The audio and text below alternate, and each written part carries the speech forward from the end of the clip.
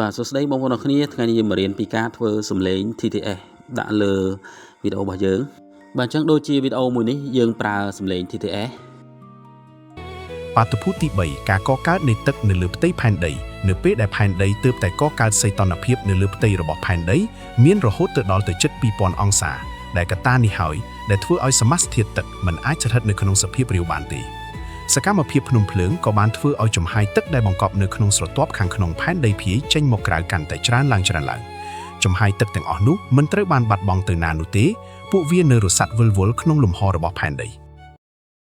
បាទអញ្ចឹងសំឡេងនេះគឺយើងប្រើនៅ AI មួយមានឈ្មោះថា Kiri TTS បាទអញ្ចឹងអ្នកគ្នាធ្វើការបើកនៅ browser របស់អ្នកគ្នាចូលមកបន្តមកទៀតអ្នកគ្នាត្រូវតែធ្វើការ search នៅកន្លែងនេះយើងវាយពាក្យថា Kiri TTS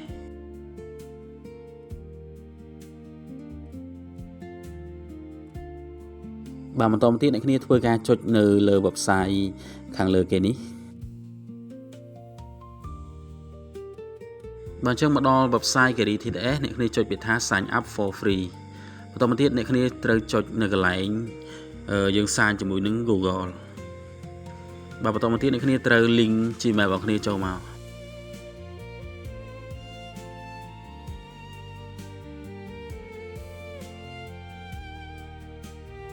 បាទបន្តទៀតអ្នកគ្នាចុចពាក្យថា don't show again បាទអញ្ចឹងមកដល់កន្លែងនេះគឺវាឲ្យ credit យើងចំនួន 2000 credit ក្នុងការប្រើប្រាស់សាកល្បងអ្នកទាំងគ្នាអាចចុចនៅកន្លែង voice នេះដើម្បីយើងជ្រើសរើសមើល voice វាមានប្រុសស្រីបាទនេះគឺជាឧទាហរណ៍នៃរបៀបដែលសំឡេងនេះនិយាយភាសាខ្មែរ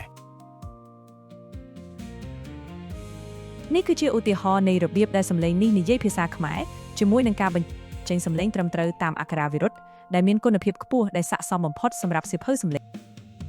អ្នកទាំងគ្នាពេញចិត្តប្រុសឬស្រីយើង select តាមនឹងមកបាទអញ្ចឹងនៅកន្លែងប្រអប់នេះគឺជាកន្លែងដែលយើងដាក់អត្ថបទចូលបាទយើងដាក់អត្ថបទចូលនៅកន្លែងនេះហើយយើងផ្ទៀងផ្ទាត់អក្ខរាវិរុទ្ធចប់សពគ្រប់ហើយអ្នកគ្នាអាចធ្វើការចុច generate ដើម្បីឲ្យវាបង្កើតចេញជាសំឡេងឲ្យយើង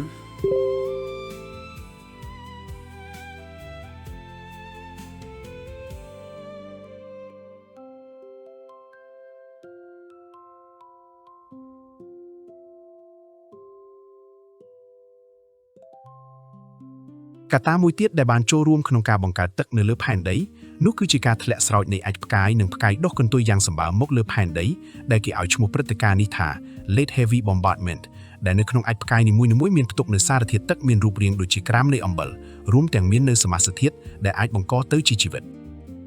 បាទអញ្ចឹងនៅពេលអ្នកគ្នាគិតថាសំឡេងនឹងត្រឹមត្រូវហើយអ្នកគ្នាចុចកន្លែងនេះមកដើម្បីធ្វើការ download បាទបន្ទាប់ពីធ្វើការ download ហើយអ្នកគ្នាអាចយកវាទៅប្រើនៅក្នុង CapCut បានហើយយើងចុចកន្លែង import មកយើង import សំឡេងនឹងចូលមក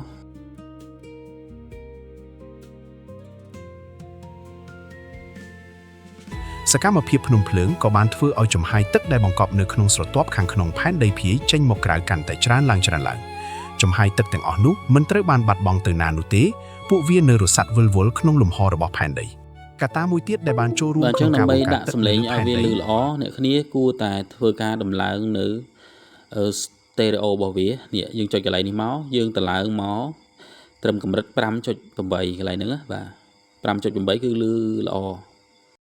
ក៏បានធ្វើឲ្យចំហាយទឹកដែលបង្កប់នៅក្នុងស្រទាប់ខាងក្នុងផែនដីភាយចេញមកក្រៅកាន់តែច្រើនឡើងចំហាយទឹកទាំងអស់នោះមិនត្រូវបានបាត់បង់ទៅណានោះទេពួកវានៅរសាត់វិលវល់ក្នុងលំហរបស់ផែនដីកត្តាមួយទៀតដែលបានចូលរួមក្នុងការបង្កើតទឹកនៅលើផែនដីនោះគឺជាការធ្លាក់ស្រោចនៃអាចផ្កាយនិងផ្កាយដុះកន្ទុយយ៉ាងសម្បើមមកលើផែនដីដែលគេឲ្យឈ្មោះព្រឹត្តិការណ៍នេះថា Late Heavy Bombardment ដែលនៅក្នុងអាចផ្កាយនីមួយៗមានផ្ទុកនូវសារធាតុទឹកមានរូបរាងដូចជាក្រាមនៃអំបិលរួមទាំងមាននូវសមាសធាតុដែលអាចបង្កទៅជាជីវិតបាទអញ្ចឹងឥឡូវខ្ញុំចូលទៅធ្វើការ generate មួយទៀតអញ្ចឹងយើងចូលមកកាន់ Kiri TTS មកយើងចូលទៅធ្វើការផ្លាស់ប្ដូរនៅអត្ថបទថ្មីមកបាទរួចយើងធ្វើការចុច generate មក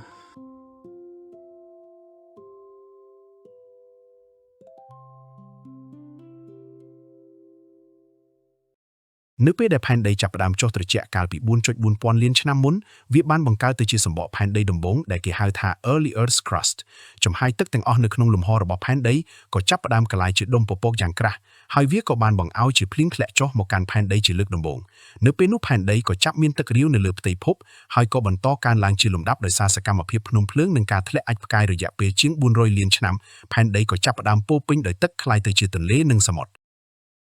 អូខេអញ្ចឹងយើងឃើញថាវានិយាយបានល្អហើយអ្នកគ្នាចុច download មកដើម្បីយកទៅធ្វើការប្រើប្រាស់